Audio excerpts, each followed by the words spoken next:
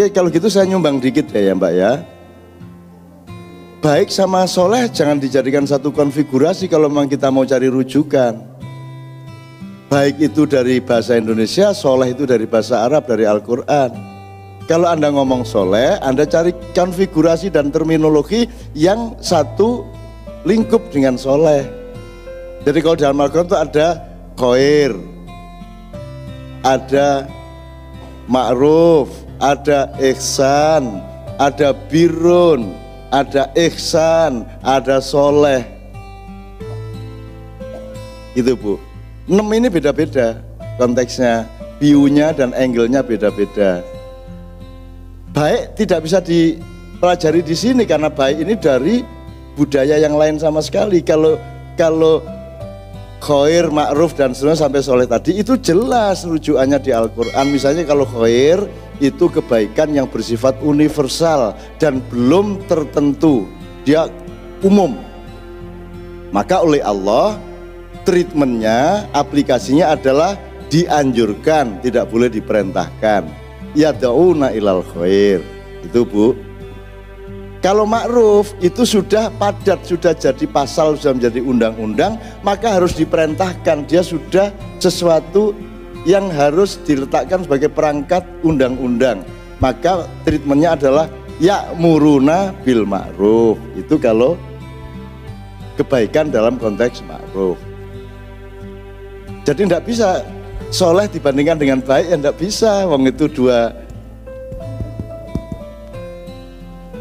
dunia yang sama nilainya mungkin, tapi secara akademis tidak bisa, secara ilmiah tidak bisa gitu loh Bu. Kalau ngomong soleh ya dibandingkan dengan khair, ma'ruf, birrun yang akhirnya menjadi kata mabrur, itu birrun, al-birru manitaqo. Kemudian ada ihsan, ya, ada ud'u ila sabili rabbika bil hikmati wal mau'izatil hasanah wajadilhum billati hiya ahsan. Dari kata itu kemudian kata bendanya adalah ihsan karena benda abstraknya. Terus baru soleh. Soleh itu kebaikan yang harus kita tafsirkan. Ini bisa ada 1000 tafsir, saya juga belum tentu benar. Tapi kalau mau ngomong soleh, jangan ikut kepada yang selama ini diomong-omongin di koran-koran, aku anak soleh, aku anak soleh. Mereka tidak jelas kok. Di terjemahan Al-Quran itu semua diterjemahkan baik semua. Khair ya baik, ma'ruf ya baik, soleh ya baik. Coba sekarang tanya sama para pendidik di Indonesia, what do you mean by soleh? Ya baik, loh kalau baik khair. Kalau khairnya itu padat, ma'ruf. Kalau khairnya itu spesifik, hubungan private dengan Allah, namanya bir. Maka tidak ada pengusaha mabrur, tidak ada presiden mabrur, yang ada adalah haji mabrur. Bahkan sholat pun tidak mungkin mabrur, karena dia harus mencapai tingkat yang lebih tinggi lagi. Maka ketika dia di puncak kehajian, dia mabrur. Tapi tidak bisa terjadi pada pengusaha, pada ilmuwan, tidak bisa terjadi. Itu kebaikan yang beda lagi. Ihsan lain lagi. Itu Bu. Nah, soleh itu sebenarnya komprehensi dari seluruh dimensi kebaikan yang ada di dalam probabilitas kehidupan budaya dan peradaban manusia. Itu soleh. Jadi kalau kita ngomong soleh, tidak ada anak soleh, itu tidak ada anak kok soleh. Dia belum punya pertimbangan akal, dia belum akil balik kok anak soleh. Soleh itu membutuhkan pertimbangan-pertimbangan yang dewasa. Kalau anak khair, oke. Anak ma'ruf, oke. Tapi kalau anak soleh, ya tapi tidak apa-apa, sama-sama tidak ngertinya kok. Yang penting maksudnya apik kan gitu kan sekarang. Gitu loh. Jadi kalau mau serius, ayo serius. Gitu loh. Tapi mana yang serius selama ini? Majelis Tarjih Muhammadiyah juga nggak pernah berfatwa soal itu. Baksul Masail NU tidak pernah berfatwa soal itu. Majelis ulama itu yang diurusi juga makanan aja. Halal. Gitu loh Mas.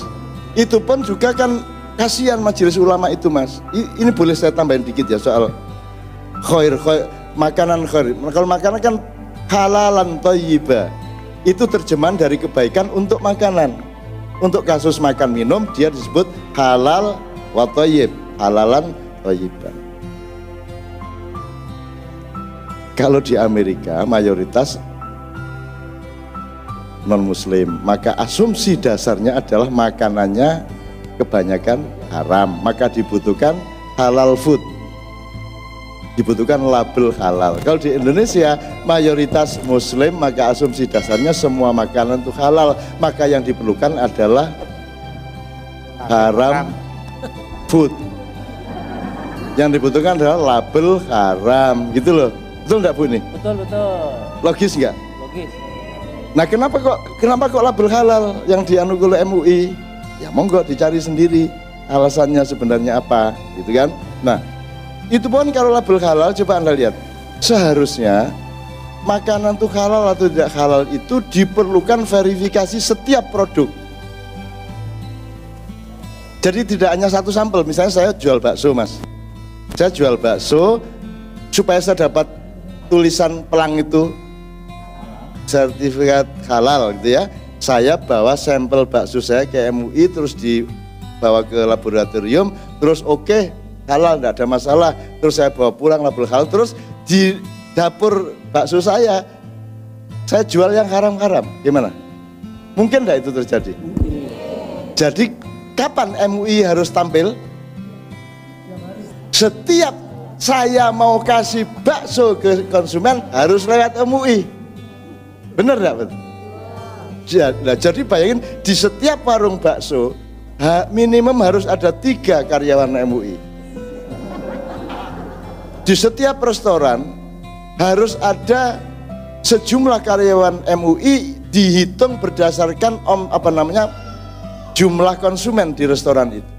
Jadi karyawan MUI jumlahnya mungkin lebih dari 5 juta, mungkin lebih dari 10 juta kalau memang mau ngurusin halal beneran. Jadi kapan saja dari dapur menuju konsumen lewat MUI. Jadi antri panjang itu sampai ketika sampai ke Anda wis adem baksone. Saya nggak nyalain tuh, saya cuma simulasi loh. Bener nggak Mas itu maksud saya tadi? Logis kan Mas? Nah iya. Ini sekarang Indonesia ini lagi banyak sertifikasi Pak. Sekarang ada sertifikasi arah kiblat, coba. Jadi masjid itu kok kelak harus punya sertifikat arah kiblat. Jadi harus tepat 24,5 derajat miring ke utara. Ini yang paling menyenangkan ini, suatu hari ada sertifikasi khitan, sunat. Siapa belum sunat tidak bisa masuk masjid. Jadi setiap laki-laki harus ke kantor MUI diverifikasi wis sunat atau durung. Baru Anda boleh ke masjid menunjukkan sudah Pak, sudah. Gitu kan nyeneng kita itu Mas. Nah sementara MUI belum siap untuk sertifikasi khitan, sekarang dilaksanakan oleh setiap masjid.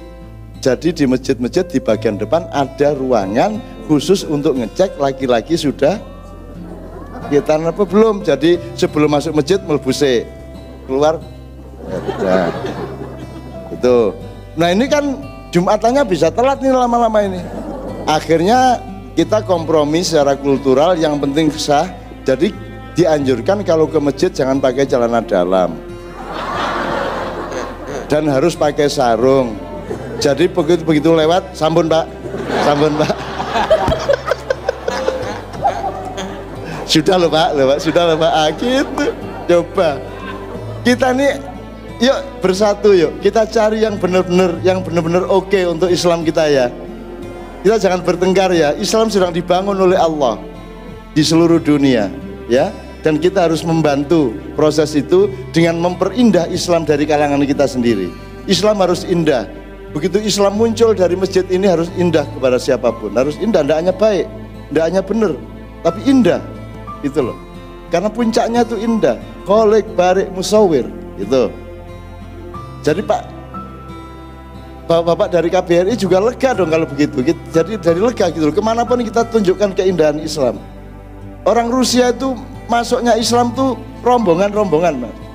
Tidak 1-2 orang melalui penelitian terus, enggak, rombongan-rombongan. Ada sebuah desa di Rusia tuh masuk Islam hanya karena seneng loh, kok enak ya wudhu itu. Ada orang wudhu, lihat seneng. Kan wudhu itu kan akhlak gitu, yang dicuci kan bukan fisiknya ya Bu ya, akhlaknya tuh Bu. Mencuci akhlak, jadi akhlak itu maksudnya perilaku kita kan ditentukan oleh wajah kita, diwakili wajah kita, terus baru nanti semua detail sampai telinga, sampai hidung, terus tangan, itu kan ujung tombak dari akhlak kita. Makanya wudhu itu indah sekali karena yang diusapi, yang dibersih bukan fisiknya. Meskipun tetap harus secara fisik seperti itu wudhunya, tapi jangan dipikir bahwa yang diusapi itu wajah Anda, yang diusapi yang ini adalah kepribadian Anda dan akhlak Anda. Betul enggak Bu? Kalau enggak percaya, kalau ibu kentut yang malu apanya? Mukanya. Jadi sampean mau sholat ternyata kentut terus wudhu lagi, kan yang dibersihkan bukan yang bikin batal, tapi wajahnya, kan jelas toh Bu? Mosok mari kentut terus wudhu ngene gak ono.